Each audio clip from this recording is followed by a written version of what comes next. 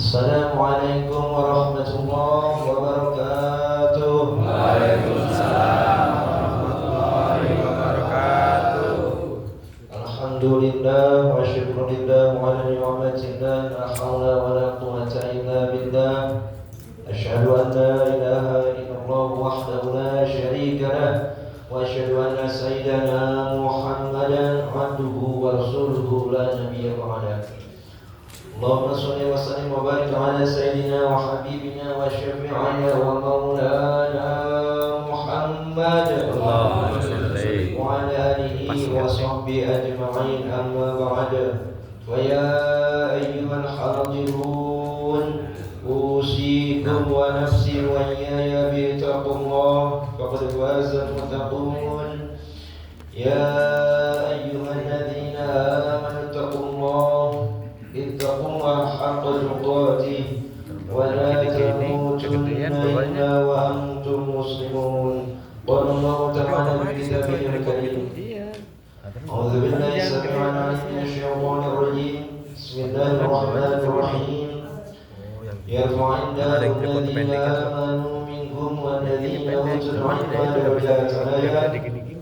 Qala Nabi sallallahu alaihi wasallam, talabul ilmi fariidatun 'ala kulli muslim. Sadaqallahu al-'aliyyul 'azim wa balagha rasulun nabiyul habibul karim wa nahnu 'ala dhalika minasyahidin wasyakirin walhamdulillahi rabbil alamin. Taqabbalallahu minna wa minkum wa taqabbal ya karim. Hadirin jamaah sekalian, sama-sama kita hormati, kita muliakan, khusus kepengurusan DKM Masjid Nurul Islam, yaitu Ketua DKM-nya Bapak Andi Lesmana beserta staf dan juga kepengurusan yang lainnya. Sama-sama kita hormati pula kepengurusan DKM Masjid Nurul Jannah, khusus yaitu orang tua kita Bapak Haji Suwandi beserta staf dan jajarannya. Kemudian juga kepengurusan DKM Masjid Miftahul Jannah sekaligus ketua pengajian rutin bulanan tingkat RW, yaitu Bapak Haji Sugiarto beserta staf dan jajarannya. Kemudian pula kepengurusan daripada Musolah Al-Hanif, khusus Bapak Dewa, Bapak Maman serta staf dan jajarannya. Kepengurusan DKM Musolah Nurul Iman, ada Pak Haji Maman serta staf dan jajarannya. Sohibul Majlis Al-Muhasabah, yaitu Pak Haji Sain beserta staf dan jajarannya.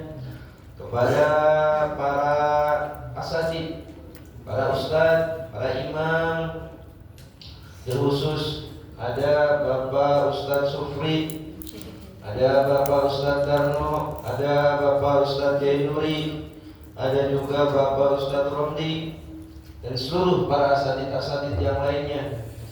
Kemudian para tokoh masyarakat, para sesepuh, khusus Bapak Haji Suryadi, Bapak Haji Wardoyo, siapa lagi nih? Bapak Kepala RT 01, yaitu Bapak RT Willy serta staf dan jajarannya.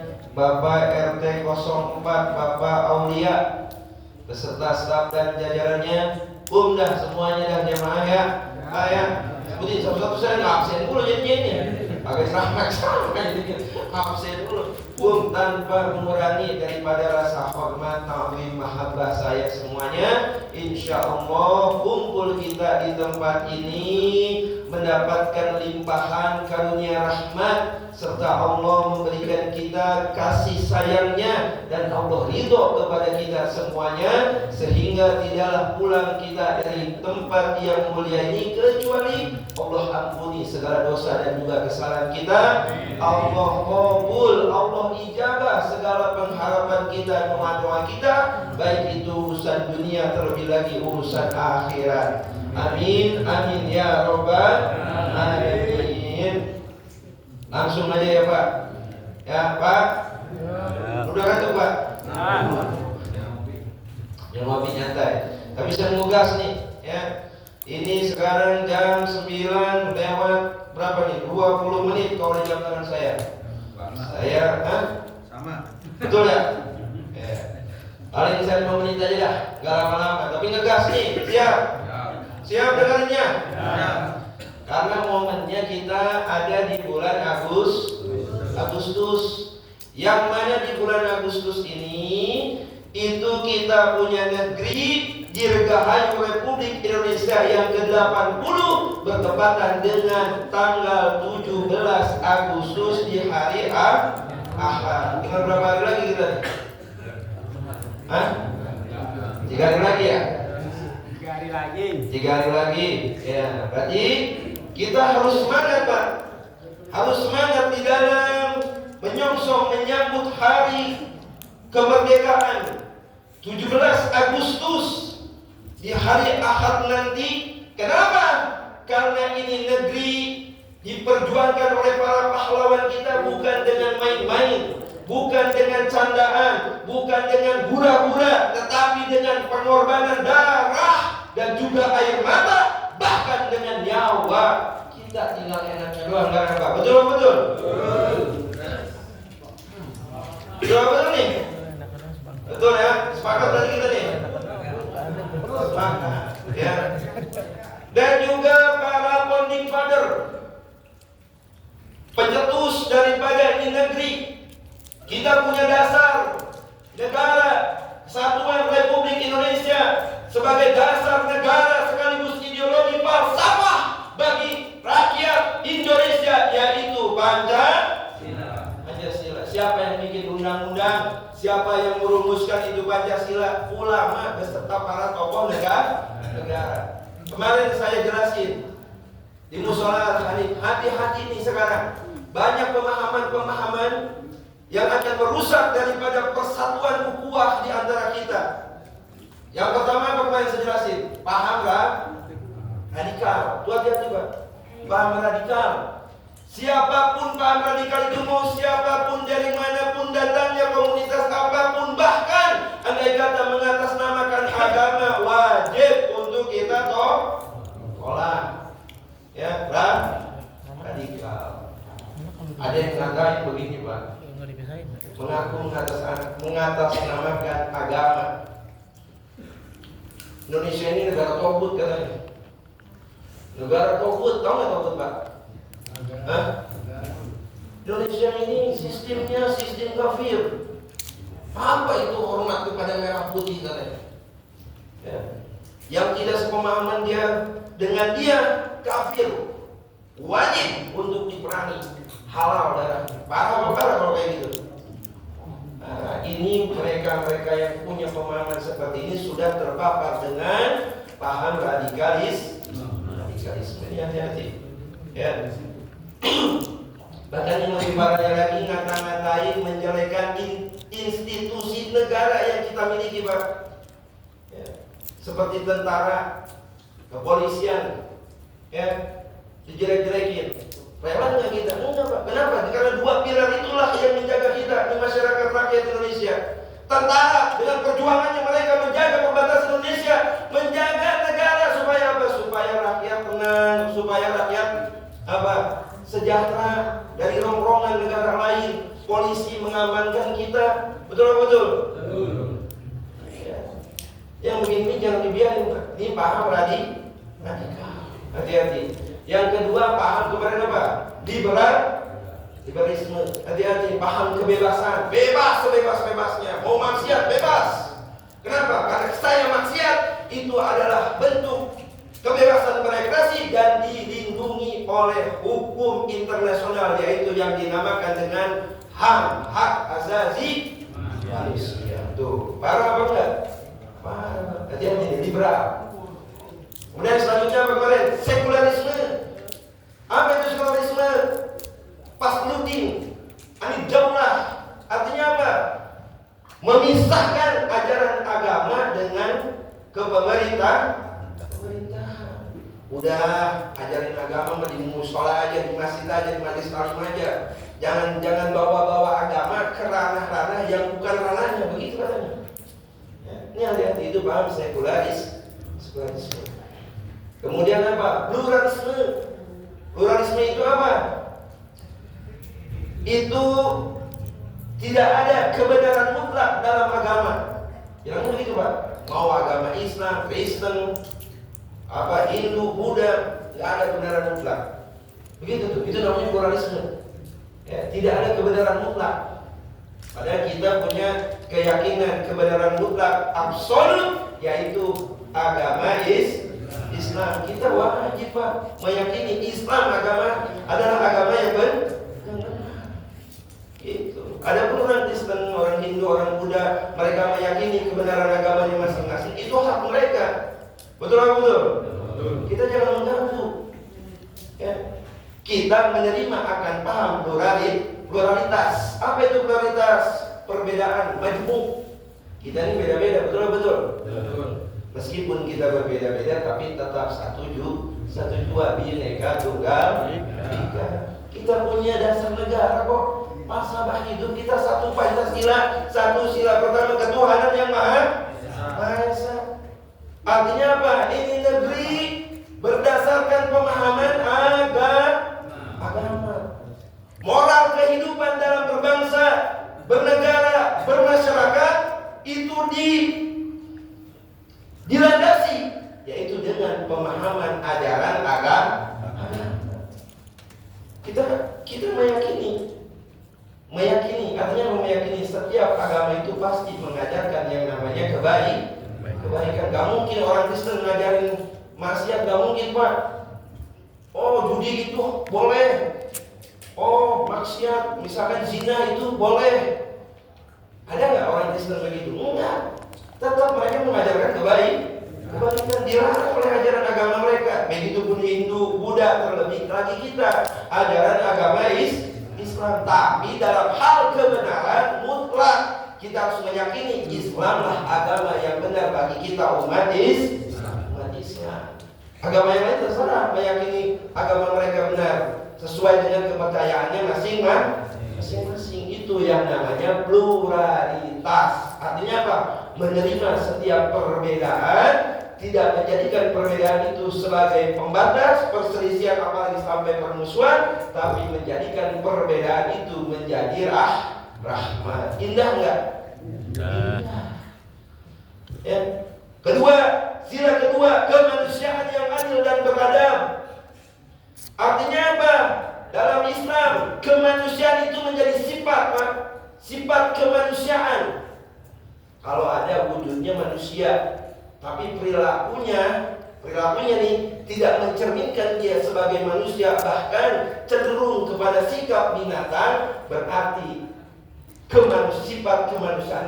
sifat kemanusiaannya telah hilang pada dirinya. Ya, begitu. Karena sifat kemanusiaan ini apa? Yang adil dan beradab ini apa? Artinya dirinya itu akalnya itu berfungsi dengan baik. Karena yang membedakan kita dengan binatang itu adalah akal. Oh kita bisa milih nih, bisa bilang ini kita kalau melakukan ini benar apa enggak? Kan bisa pastikannya bisa ya. Bisa kita nih, gak usah dinasihatin. Misalkan contoh Pak,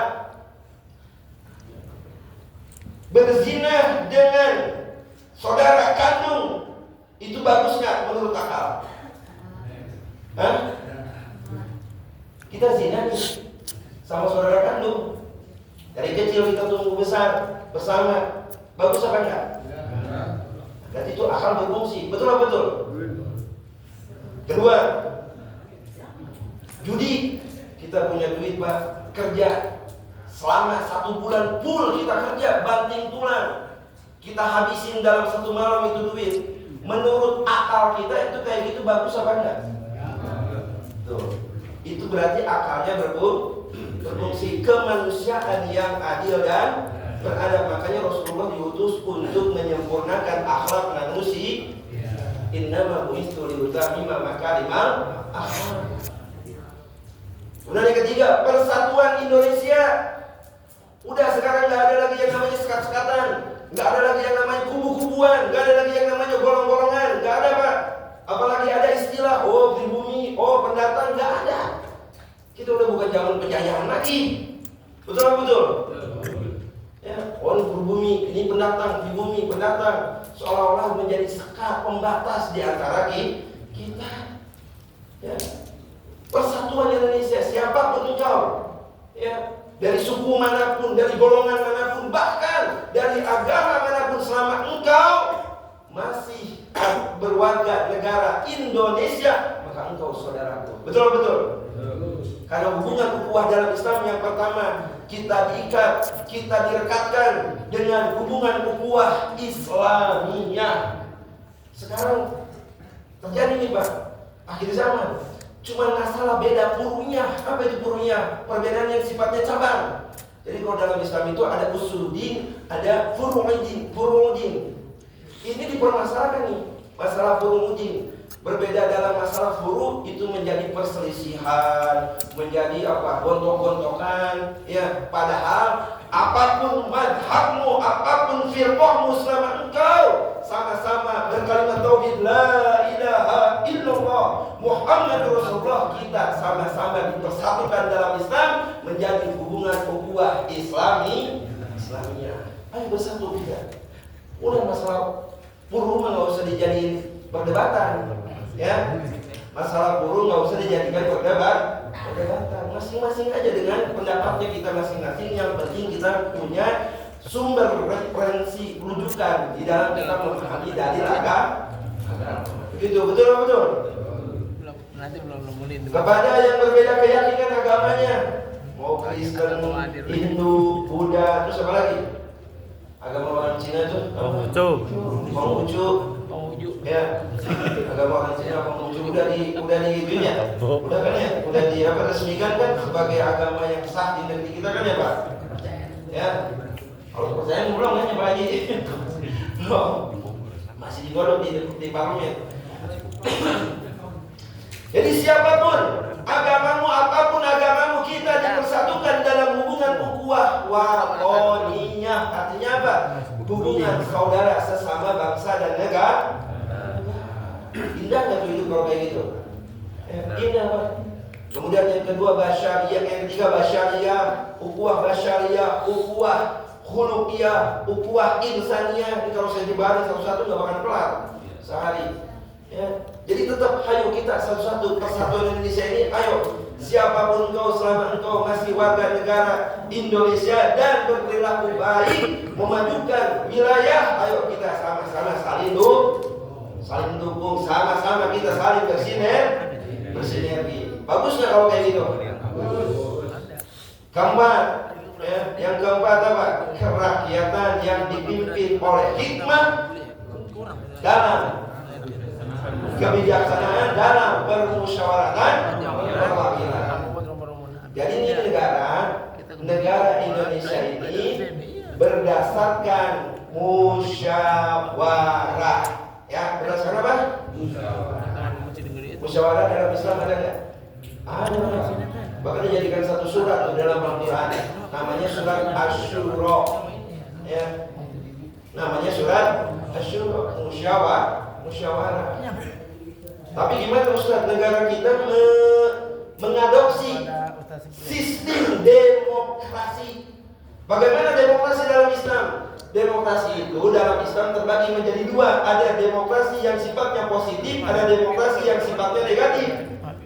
Terus bagaimana untuk memisahkan, membedakan antara demokrasi ini? Udah, yang jadi patokan dasarnya wajib demokrasi itu nurut kepada Pancasila. Beda gini kalau demokrasi nih, ya beda gini. Misal contoh, Kita rapat nih, Haji rapat nih ceritanya nih. Ya, rapat. Pasti yang diambil suara terbanyak. Ya, betul. Kan demokrasi begitu ya. Ya kan? Yang diambil suara terbanyak. Ya, andai kata suara terbanyak itu keputusannya keluar menyimpang daripada syariat, maka itu jadi batu. Ya, jadi tuh keputusan daripada demokrasi itu tadi. Jadi misalkan contoh di negeri, di lingkungan RT dah, lingkungan RT begini misalkan, kata RT ini dipanggil. Sudah kita voting, misalkan voting terus sudah gitu demokrasi nih, suara terbanyak. Ini di kampung kita nih, di RT kita ada seorang pengusaha mau menanam modal lah, yang mana ntar ya keuntungannya buat warga sekitar. Tapi usahanya apa? Miras dan juga pelacuran. Kira-kira ini nerima nggak? Gitu kan? Itu warga kan banyak tuh. Kepalanya berbeda, pemahamannya berbeda. Oh bagus itu. Satu apa? Buat penghasilan ntar buat di sini. Kedua apa? Ini ntar bakal warga kita ada yang bisa kerja di situ. Ya bagus sudah. Nggak usah bawa agama. Sekulerisme itu tadi masuk ya. Sekulerisme masuk. Yang setuju akan hal tersebut ada 10 orang. Yang kagak setuju 3. Kira-kira yang mana? Yang 10. Akhirnya tuh tadi diresmikan tuh di suatu wilayah karena sistemnya demokrasi. Kalau musyawarah nggak gitu. Musyawarah silakan bermusyawarah. Musyawarah itu harus ada beberapa elemen. Di antaranya apa? Para tokoh sesepuh yang bijaksana. Itu yang pertama tuh kalau musyawarah tuh ya Pak. Nih sesepuh kumpulin. Ya kumpulin sesepuh. Tapi sesepuh yang punya kebijaksanaan. Kemudian apa?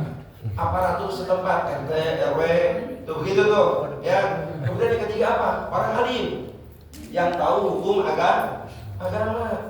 Kemudian yang selanjutnya apa? Agnia yang dermawan. Apa itu agnia yang dermawan? Orang kaya kan yang kagak pelit sama hartanya. Ya, orang kaya yang kagak pelit sama hartanya. Yang terakhir baru dah tuh jamaah yang istiqomah itu musyawarah. Putuskan di situ yang tidak keluar dari syariat. Boleh nggak pakai sistem demokrasi? Boleh, silakan saja. Tapi tetap keputusannya di bawah naungan Pancasila. Kenapa? Ketuhanan yang Maha Esa, berarti berdasarkan ajaran agama. Ya, paham sampai situ, Pak? Insya Allah. Di momen kemerdekaan ini mari kita tanamkan jiwa nasionalisme kita, jiwa patriotisme kita untuk senantiasa cinta kepada tanah air kita, negeri kita. Hubbul waton minal iman. Merdeka! Takbir! Kurang dari saya mohon maaf. Bila itu wal hidayah wal tawfiq wal hidayah wal minkum. Assalamualaikum warahmatullahi wabarakatuh.